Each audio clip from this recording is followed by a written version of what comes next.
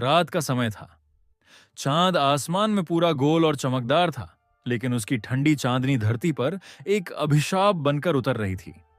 गांव की गलियां सुनसान थीं, घरों के दरवाजे बंद थे और हर घर की छत पर ओस की परत जम चुकी थी। यह दिसंबर की सबसे सर्द रात थी। गांव के लोग अपने घरों में दुबके हुए थे। कोई अंगीठी जलाकर बैठा था तो कोई रजाई में सिकुड़ा हुआ। लेकिन इस ठंडी रात के बीच गांव के किनारे पुराने बरगद के पेड़ के नीचे एक गरीब किसान रघु अपनी फटी कमीज और ओढ़नी में ठिठुर रहा था। रघु के पास न अपना घर था, न रजाई, न ही कोई साथी। उसका शरीर ठंड से कांप रहा था, लेकिन उसकी आंखों में अब भी उम्मीद की लौ थी। उम्मीद की सुबह सूरज की पहली किरण उसके जीवन में कुछ गर्माहट लाएगी। रघु का जीवन बहुत कठिन था। पहले उसके पास थोड़ी सी जमीन थी जिसमें वह गेहूं और सरसों बोता था। लेकिन 3 साल पहले आई बाढ़ ने सब कुछ बहा दिया। जमीन चली गई, घर ढह गया और उसकी पत्नी सीता और छोटा बेटा गोपाल उसी बाढ़ में बह गए। उस दिन के बाद रघु का जीवन ठहर गया था। उसने गांव वालों से मदद मांगी, लेकिन सबने अपने अपने बहाने बना दिए। कोई बोला, रघु, हमारे पास खुद कुछ नहीं है। तो कोई बोला, अरे, भगवान ने जो किया उसी में भलाई है। धीरे धीरे लोगों ने रघु को भुला दिया। अब वह दूसरों के खेतों में मजदूरी करके किसी तरह पेट पालता था और रात होते ही किसी पेड़ या छप्पर के नीचे सिमट जाता था।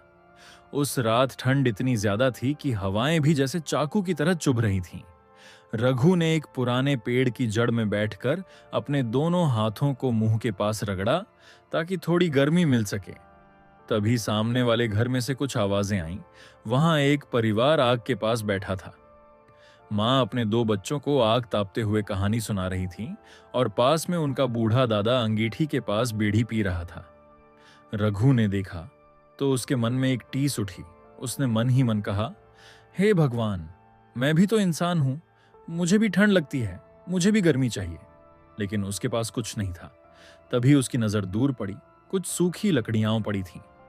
वह कांपते हुए उठा, वहां गया और लकड़ियां इकट्ठा करने लगा। उसने अपने फटे कपड़ों से कुछ कपड़े फाड़कर माचिस से आग जलाने की कोशिश की।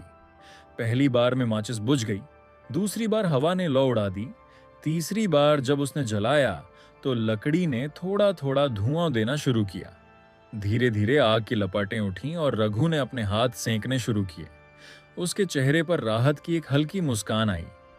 बहुत दिनों बाद उसे गर्माहट महसूस हुई थी। उसी समय गांव के कुछ बच्चे वहां खेलने आ गए।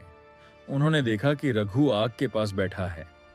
एक लड़का बोला, अरे, ये तो वो भिखारी रघु है ना, जो हमेशा रास्ते में बैठा रहता है। दूसरा बोला, चलो इसे चिढ़ाते हैं।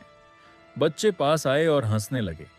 क्या हुआ रघु चाचा, बहुत ठंड लग रही है क्या? आग भी तो तुम्हारे जैसे गरीब की तरह कमजोर लग रही है। रघु ने कुछ नहीं कहा। उसने बस मुस्कुराकर कहा, बेटा, हंसो जितना हंसना है, लेकिन याद रखना, ठंड सबको लगती है, गरीब को भी, अमीर को भी। बच्चे हंसते हुए भाग गए। रात बढ़ती जा रही थी। अब आसमान में बादल छा गए थे और ठंडी हवाओं के साथ कोहरा उतरने लगा था। गांव के सारे लोग अपने घरों में बंद थे। अचानक एक झोंका आया और रघु की आग बुझ गई। अब उसके पास फिर से कुछ नहीं था। वह कांपते हुए उठा और आसपास देखने लगा कि कहीं कोई और जगह मिले जहां वह बच सके। तभी उसकी नजर एक बड़े घर पर पड़ी। वो गांव के मुखिया धर्मदास का घर था। वहां से आग की रोशनी आ रही थी। रघु ने हिम्मत की और दरवाजे पर जाकर दस्तक दी। मुखिया की आवाज आई, कौन है इतनी रात को? मैं रघु हूं मालिक, बहुत ठंड लग रही है। अगर दरवाजे के पास बैठ जाऊं तो थोड़ी गर्मी मिल जाएगी। मुखिया गुस्से में बोला, दूर हट जा रघु, हमारे घर की चौखट गरीबों के लिए नहीं है। जा, जहां से आया है वहीं जा। हमारे बच्चे बीमार पड़ जाएंगे अगर तू यहां बैठा तो। रघु ने कुछ नहीं कहा। उसने बस अपनी कांपती आंखों से मुखिया को देखा और बोला, ठीक है मालिक, भगवान आपका भला करे। रघु वापस चला गया। अब वह थक चुका था। उसकी सांस तेज चल रही थी। शरीर सुन्न हो चुका था। वह सड़क किनारे एक पेड़ के नीचे जाकर बैठ गया और आसमान की तरफ देखने लगा। हे भगवान, उसने कहा, अगर यही मेरी किस्मत है तो मुझे उठा लें, लेकिन इस ठंड का यह अभिशाप किसी और को मत देना। उसके होंठ ठिठुर चुके थे, आंखें बंद हो रही थीं और शरीर धीरे धीरे ठंड में जमने लगा।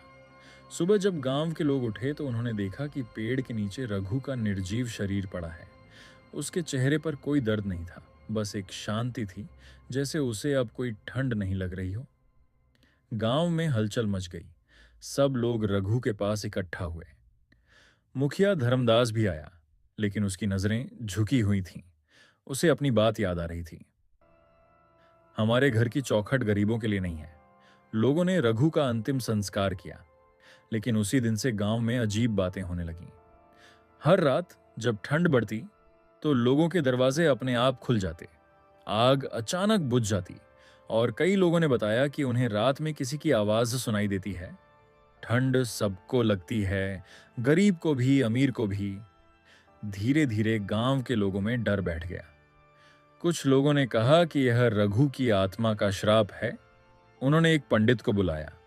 पंडित ने पूजा की और कहा, यह आत्मा तब तक नहीं जाएगी जब तक गांव में कोई ऐसा काम नहीं करेगा जिससे गरीबों की ठंड मिट सके। जब तक कोई अपना घर उसके नाम नहीं करेगा, ये ठंड का अभिशाप गांव से नहीं जाएगा। मुखिया धर्मदास के दिल पर जैसे हथौड़ा पड़ा। उसी रात उसने अपने घर के बाहर एक छोटी सी झोपड़ी बनवाई और लिखा, ये झोपड़ी उन सब के लिए है जिन्हें ठंड लगती है। उसने वहां आग की लकड़ियां रखीं और हर रात किसी न किसी गरीब को वहां रुकने दिया। धीरे धीरे गांव के बाकी लोगों ने भी यही करना शुरू किया। किसी ने अपने आंगन में अंगीठी रखी, किसी ने गरीबों के लिए कंबल बांटे, और जब सबने मिलकर यह काम किया तो गांव में फिर कभी वह ठंड का अभिशाप नहीं लौटा। लोगों का विश्वास था कि उस दिन के बाद रघु की आत्मा को शांति मिल गई। लेकिन जब भी सर्दी की रात होती और आग की लपटें आसमान की ओर उठती तो लोग कहते, देखो, रघु मुस्कुरा रहा है, उसे अब ठंड नहीं लगती। समय बीतता गया। गांव धीरे धीरे समृद्ध हो गया, लेकिन ठंड का अभिशाप नाम की यह कहानी हर सर्दी में बच्चों को सुनाई जाती रही, ताकि उन्हें याद रहे कि किसी की ठंड, किसी की भूख या किसी का दर्द कभी मजाक नहीं बनाना चाहिए।